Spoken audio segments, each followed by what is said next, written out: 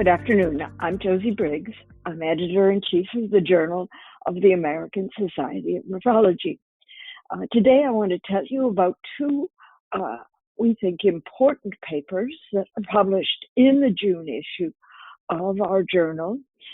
This issue should be in your mailboxes very soon, and we hope that these informative studies will be of interest to you.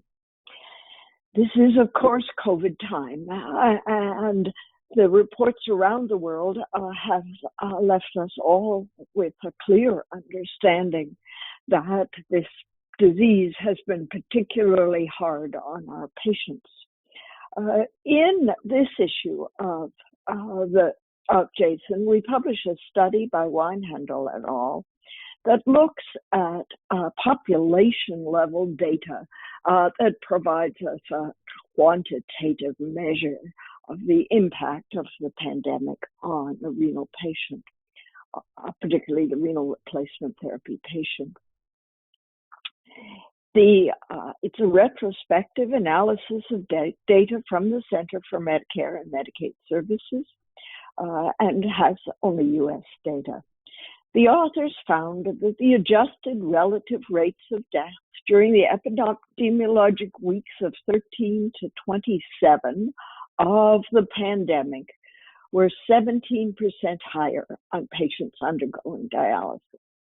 Death rate per 1,000 patients per year in a dialysis patient typically run about 3 per patients per year, but during the worst phases of the pandemic, they were well over 4, and they have stayed above the norm throughout the subsequent period that these authors were able to obtain data.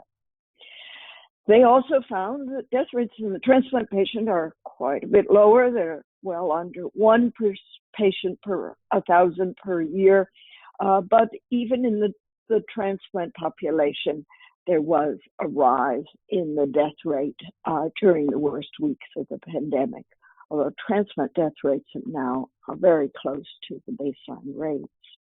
This data is important because it reminds us all that our patient population is particularly vulnerable.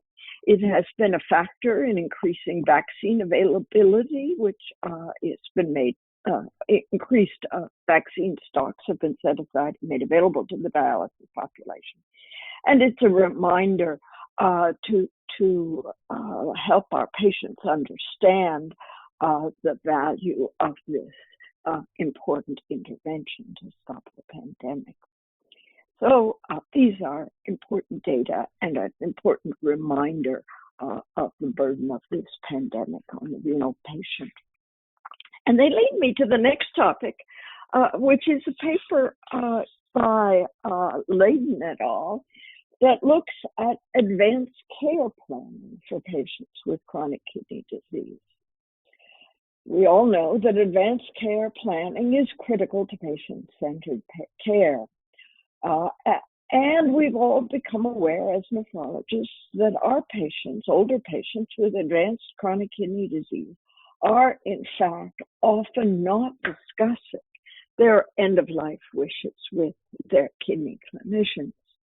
I think we have to acknowledge that compared to oncologists, we've been unable to have these conversations as often as we should. Layden and co-workers undertook a qualitative study with systematic interviews of 3 groups of people: patients, their care partners, and clinicians. And they found very discordant views about who is responsible for beginning these very difficult conversations about advanced care planning. Many nephrologists didn't view ACP as their own responsibility, shifting responsibility to the patients and primary care providers, in spite of the fact that for many patients with advanced kidney disease, nephrologists serve in many ways as the primary or leading medical contact. The effect of this has often been that patients are only addressing advanced care planning issues outside of the medical sphere. The authors conclude that training of nephrologists should emphasize our role as critical of improving care for the older patient. I will say we also have, accompanying this paper, two additional commentaries in this issue of JASN that I think you will find of interest. The first is an editorial specifically about this study by James Schelling, and the second is a perspective written by Dr. Kate Butler on qualitative research.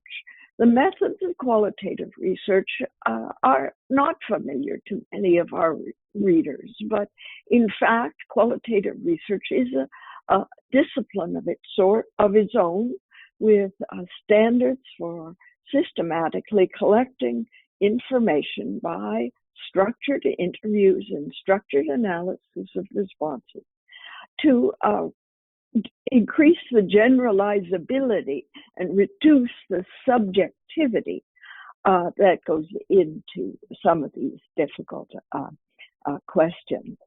So I think you'll find that these pieces together are an informative approach to conversations that obviously currently in the state, in the tough pandemic time, need to happen even more often than usual.